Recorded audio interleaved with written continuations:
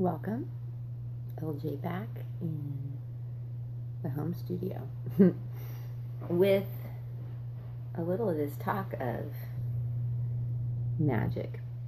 And I've loved that that's something I have been getting into, is how much we can realize that anything that feels magical has so much to do with us, right?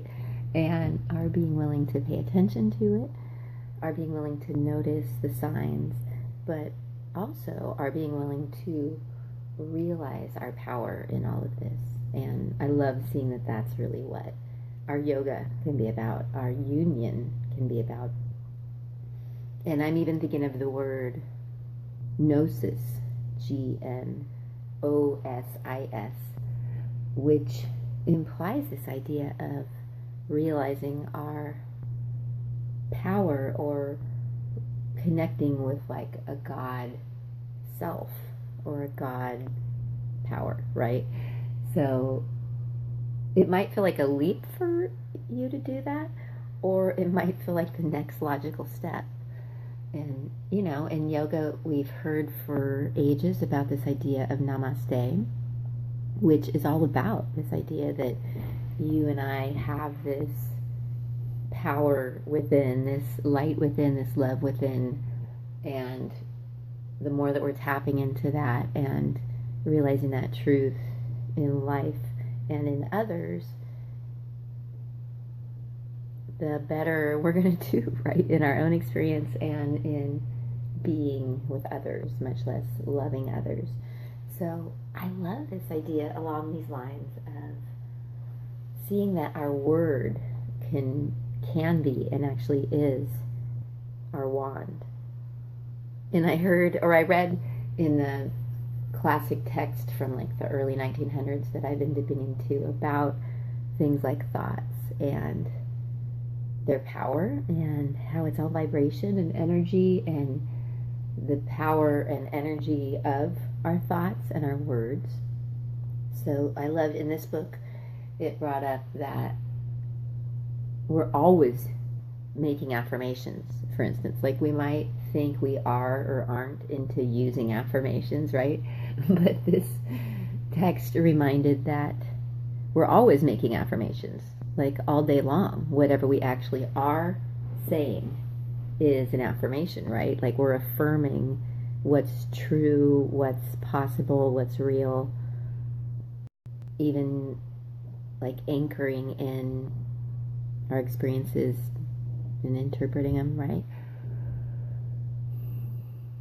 So I feel like this is exciting, and in fact, yeah, I really want to get more clear and intentional and even mindful with how I am using my word and how my word is my wand, right? Like in a magical sense, it's casting spells.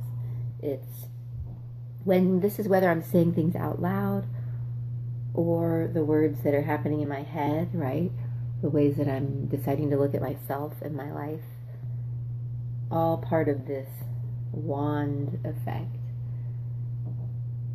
And yeah, what if it is really about our owning that and realizing that, and then just playing with that and getting better at using our words to create the experience, the life, the relationships, the everything that we do want, the world that we do want even, right? Like even the ways that we're talking about the world becomes some of our wand in the world.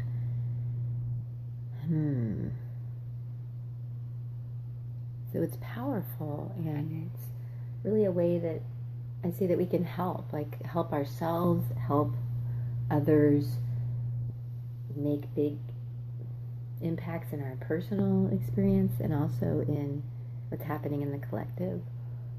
If we really become more aware, and I want to do this too. I was thinking about, it's a new moon today and an eclipse. I'm not sure if it's something we'll get to see in the sky or not. I'll have to go do some research. But so maybe an even more powerful time to set our intentions, to redecide like what we're focusing on, what we're visioning, what we're putting our energy toward as we enter a new moon cycle. And I'm really feeling into this, like seeing that my words are my wand, and to use that a lot even more efficiently, and even like in a superhero. I was putting superpower and superhero together, and superpower, super hour. Maybe we could have a super hour as part of getting into our superpower. That's kind of cool. I might have to play with that one. But yeah, our word as our wand, and that we are always making affirmations, whether we're trying to or not. So this is where it becomes so much about, and this is where it is such a yogi thing to do, I see, to make it a lot about just our attention and our awareness, and taking a look at where that's at, how we're using the attention, how we're using the awareness, and bringing in that non-judgment has got to be a helpful part of making sure that the wand of our words is doing the magic that we do want, right? And yeah, that's why I love this idea that we can get more mindful. And I'm actually creating some workshops with my friend Stephanie Bradley, who's so amazing, in this name of like really looking at the magic that we're making with the ways that we're being mindful with our attention, our focus, our lifestyle, our choices, our imaginations. And yes, that I see this as all such yogi content, right? All of these things yogis have been talking about for years, and that's where I always love to bring forth that for me it was such an awareness, midway into these 20 years of teaching yoga now, and having come from the world of psychology. Before that, I was in graduate school in psychology before I got into my yoga teacher trainings. But midway through my yoga studies to realize, oh my gosh, yoga is a system of psychology more than anything. And I'm super excited to keep bringing that forth. And this is where we can start to see some of that our yoga, our meditation helps us take a look at how we are using our attention, our awareness, our focus, and our words. Yeah, like part of that is we're going to be checking out how we're using our words in our moments, in our minds, in our memories, and even, maybe recollecting how we've handled ourselves in our moments recently, right?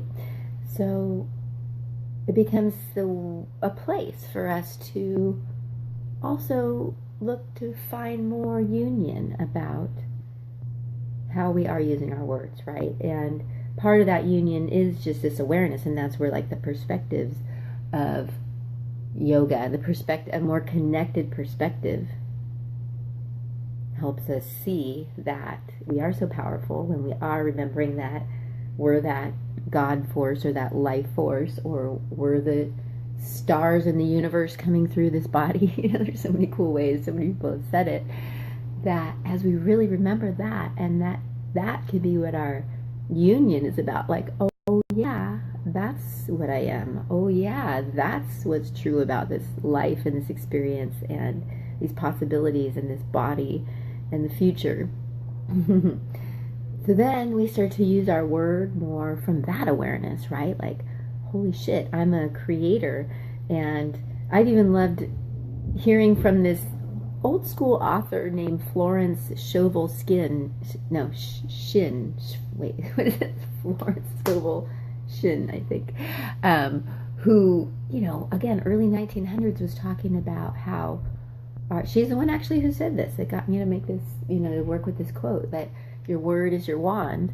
And she was even talking about how teachers like Jesus, who, maybe a trigger for some of us, and others of us totally love him and what he was teaching. But if you look at what he was talking about, it was a lot of this, like blessing things and multiplying them, and really realizing the power of our word and our focus and our intention, and that we are this magic, and that we are that, right? And living from that and speaking from that and using our words like that. And so yeah, I love to share that this is part of what our yoga can be about, And it's exciting and powerful and important, right? Important. I'm also thinking about that awesome book, The Four Agreements, with Don Miguel Ruiz, who is so great about saying some of this, about our words being our wand, really. And he talks a lot about things like, even things like gossip, and how that can be such a poison, and how we really are like casting a spell with our words, whether it's like white magic or black magic, or some ways to look at it. And, I don't even like the words positive or negative so much, but just, maybe more like from a connected perspective. Like, how would we use our words? And I'm like so just starting to embody this myself. But, and I'm really, especially on the inside, that's where I'm like, so see that I could keep cleaning up my internal act of how I'm talking to myself on the inside, knowing that that's like a use of my magic, right? And if I'm using it against myself, not so great. So yeah, let's tap into that magic, that power that we are. Realize that that's what our yoga can really be about. Yoga, union, connection, joining with that. And in that awareness, in that wisdom, in that love, in that excitement too, deciding to use our words as the wands that they are. Yeah, for ourselves, for everybody we love, for the planet, really, right? Yeah. So anyways, loving you. Thanks so much for taking time to listen if you're still here. And yeah, really cool to just share how this is all part of the yoga lifestyle, a yoga approach, whether you're on the mat or off, right? So anyways, loving you, and talk to you soon. Namaste.